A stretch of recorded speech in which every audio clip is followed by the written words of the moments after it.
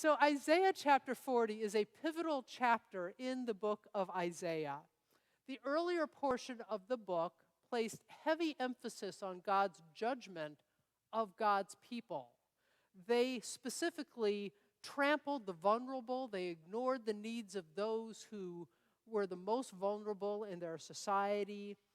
They put their trust in other nations and not in God. And God had a word of judgment for them. And we hear a lot of that in the first part of the book of Isaiah. As punishment for those sins, the northern nation of Israel was decimated by Assyria and pretty much erased from the land. About 140 years later, the southern nation of Judah was captured by Babylon, and all but the poorest of the poor were taken off into exile in Babylon. Chapter 40 announces redemption.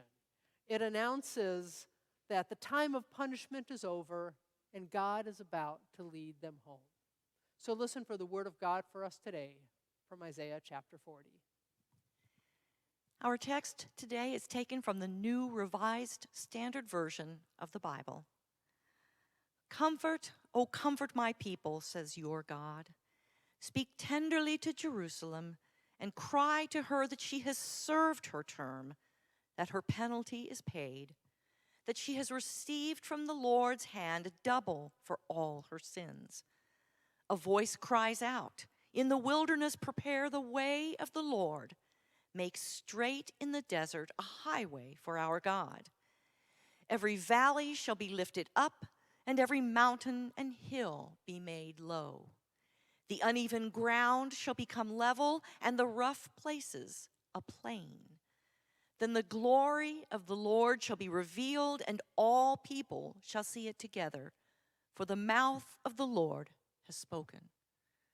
A voice says, cry out, and I said, what shall I cry? All people are grass. Their constancy is like the flower of the field. The grass withers, the flower fades when the breath of the Lord blows upon it. Surely the people are grass. The grass withers, the flower fades, but the word of our God will stand forever. Get you up to a high mountain, O Zion, herald of good tidings. Lift up your voice with strength, O Jerusalem, herald of good tidings. Lift it up, do not fear. Say to the cities of Judah, here is your God. See, the Lord God comes with might, and his arm rules for him. His reward is with him, and his recompense before him. He will feed his flock like a shepherd. He will gather the lambs in his arms and carry them in his bosom and gently lead the mother sheep. Well, I'm just going to put it out there. I had hoped we would be worshiping in person here today. You know, the last time we worshiped together in this sanctuary was March 15th, 6 months ago.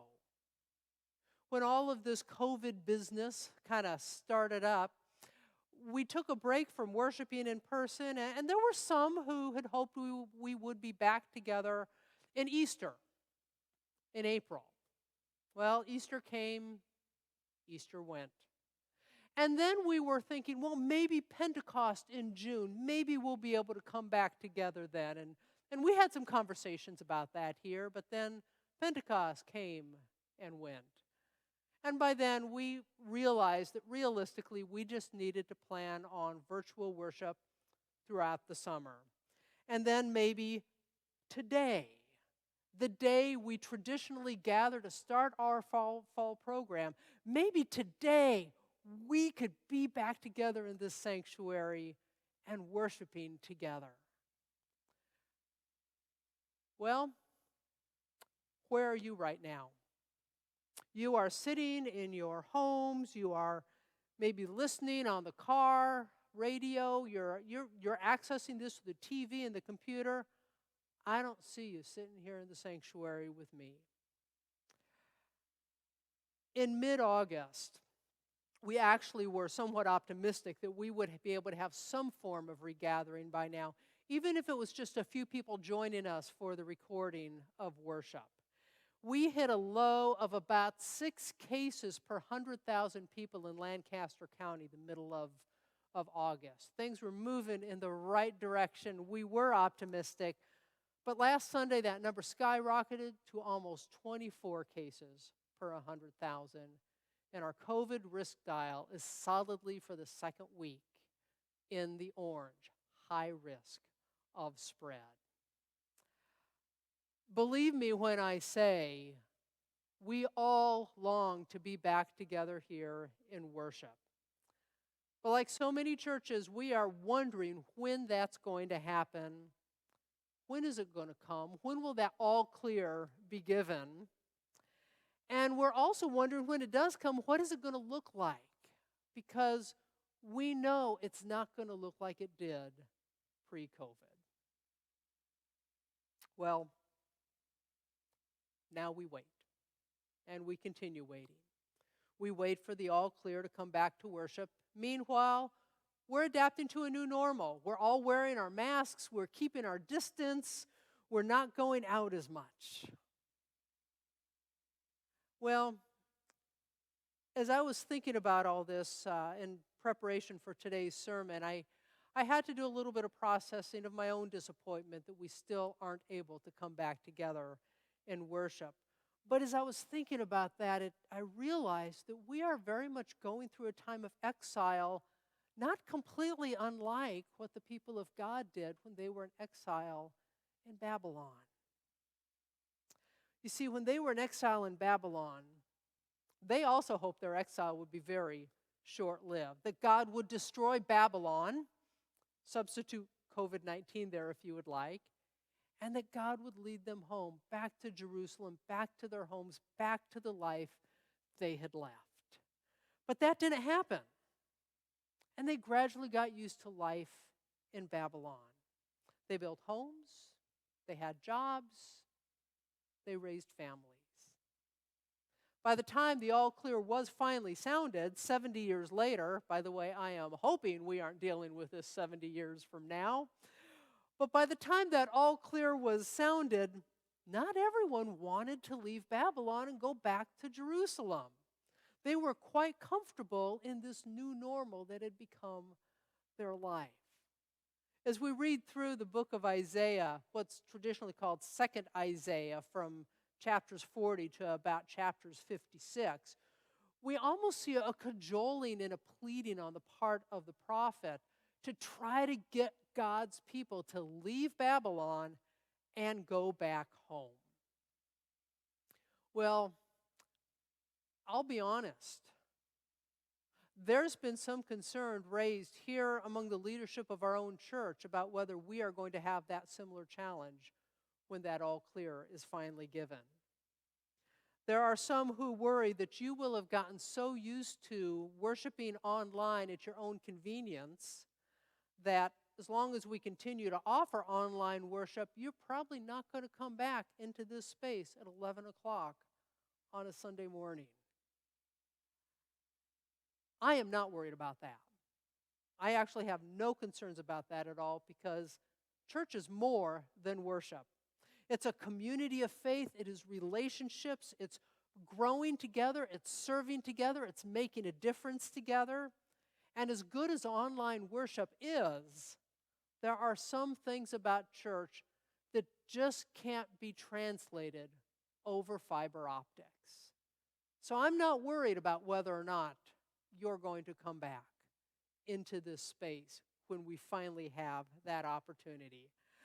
I'm realistic enough to know that you will probably trickle back in. Everybody's not going to come back the first Sunday we can.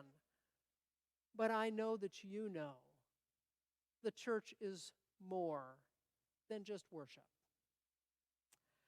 So while I'm not worried about that, I do care about how we are using this time and how we are weathering this waiting time. And I find some hope and comfort and encouragement in Isaiah's words, because Isaiah affirms to the people of God who are off in exile that God is not absent from them. I know many feel right now that God may be absent. They may feel quite alone right now, especially those who are not able to access our online community. But God is never absent, even in exile. Isaiah declares that God has not forgotten us. God sees our heart. God hears our cries. God rejoices with us at the birth of a child. God grieves with us at the death of a loved one. God is not confined to a church building. God is with us no matter where we are. And wherever God is, there is love, there is hope, and there is life. Because of that, the prophet Jeremiah, who preached and worked about the same time that that southern nation of Judah was being carted off to Babylon in exile, he declared this word from God. While you are in exile, build houses and live in them. Plant gardens and eat the produce. Have children, get married, have grandchildren, and seek the welfare of the city where you are. Because in its welfare, you will find your own. Jeremiah knew this was not going to be short-lived, but he also knew that God was with them and that they could flourish even in exile. I know we long to return to what was. But that's not where we are right now. We are right here. We are in exile in the midst of a pandemic, wearing our masks, keeping our distances, and worshiping online. That's the reality. That's where we are right now. But we are still God's people. We are still a community of faith. And as such, God is still with us. And remember, where God is, there is life, there is love, there is possibility, and there is a future. Otherwise, Jeremiah wouldn't have said, plant a garden so you could eat the produce. So the question I have for all of us is, are we allowing ourselves to fully embrace the possibilities of where we are, even in a pandemic? Are we celebrating what God is doing even in these strange times? Because God is active. Are we finding new ways of being community when we can't be together in the same room the way we're used to? Are we growing?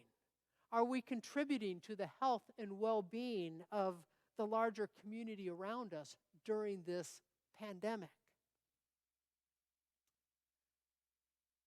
I've told a few people that as hard as this pandemic is on us, and it is, and as hard as it is on the church, and it is, as much as we miss what we had, and we do, this pandemic has given our church a remarkable opportunity. It has forced us to find new ways of worshiping together, and in doing so, we have had people worship with us from across the country. We have had some of our own members who've been unable to join us on a Sunday morning join us in worship online. We have found new ways to build community through letters and phone calls and porch visits and online fellowship. We've even been exploring new ways of being in partnership with our mission partners, asking them, what's changed for you, and how can we be a support to you during this time? I think I told you a few weeks ago, our Sudanese worship is reaching people all the way around the world, and our Zoom communion has given us a really unique opportunity to bond together. Our Shift Task Force, which has been leading the church, envisioning the future God is calling us to, has been joking that in a weird way, this pandemic has forced us to do what we have not been able to do on our own.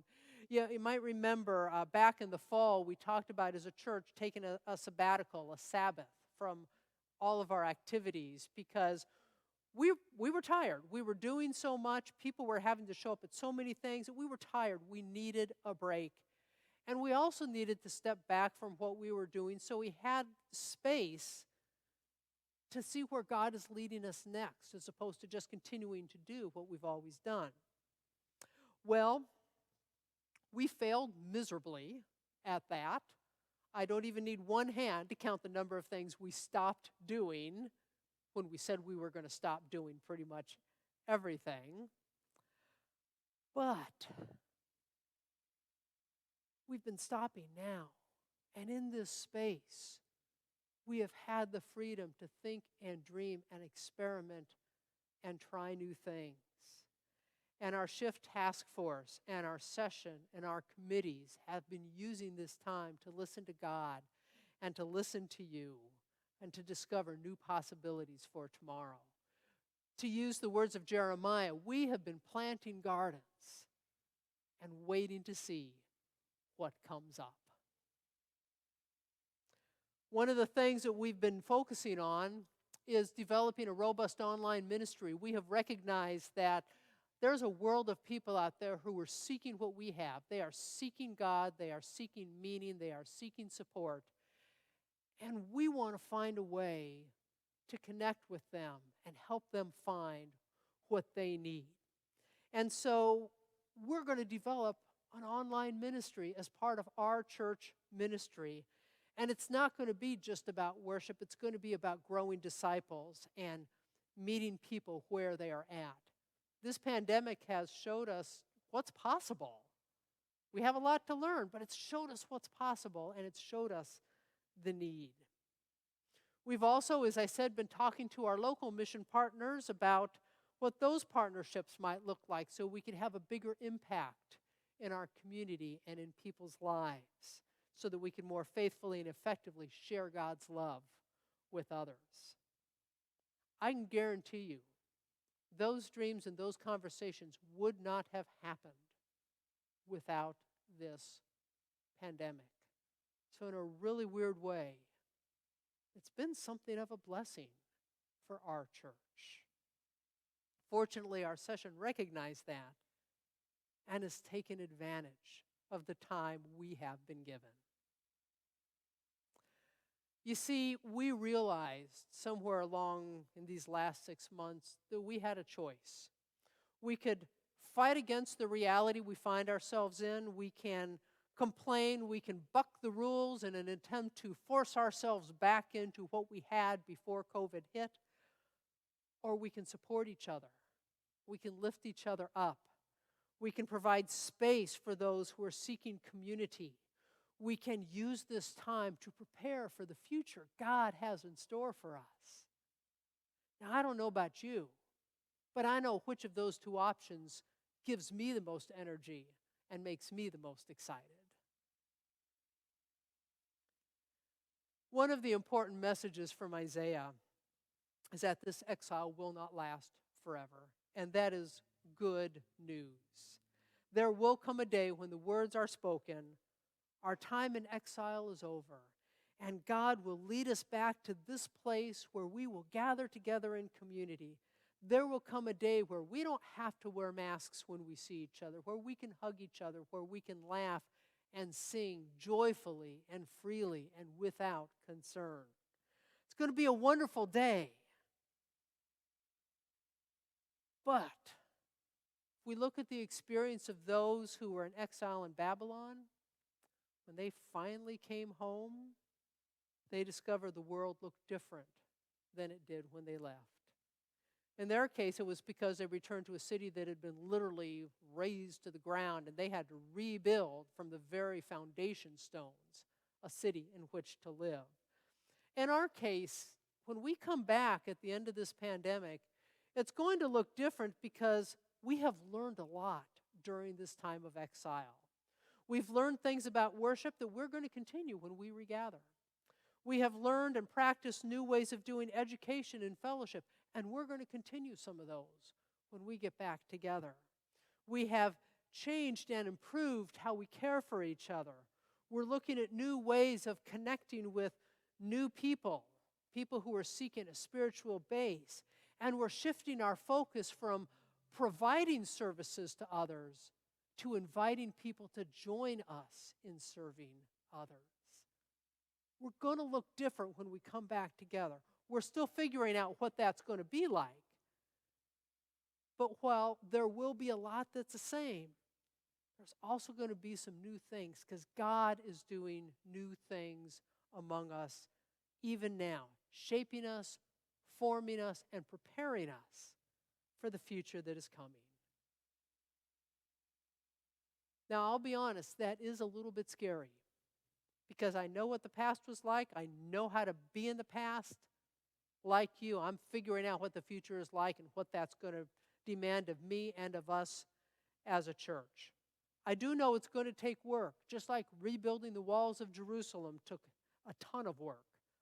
But it's exciting too. It's exciting that God can use even a global pandemic to prepare us for a future that touches more lives than we ever have before. So the word I have for you today, while we are still in this exile of this pandemic, is take heart. I know these are difficult times, and each one of us is affected differently by this pandemic. The losses each of us feel are unique to each one of us. But remember, God is still with us. God is not absent. God is still with us. And God tells us it is still possible to live full and joyful and meaningful lives, even in the midst of exile. So know that one day this exile will be over as well, and we will gather again. And know that when we do, it will be a future that looks different from our past. But God has given us the gift of time right now to prepare for that future. So take heart, my friends. Let us embrace this strange time we live in. Let us seek to live full lives right here, right now. Let us discover what God is doing among us, and let us look to the future with hope. Amen.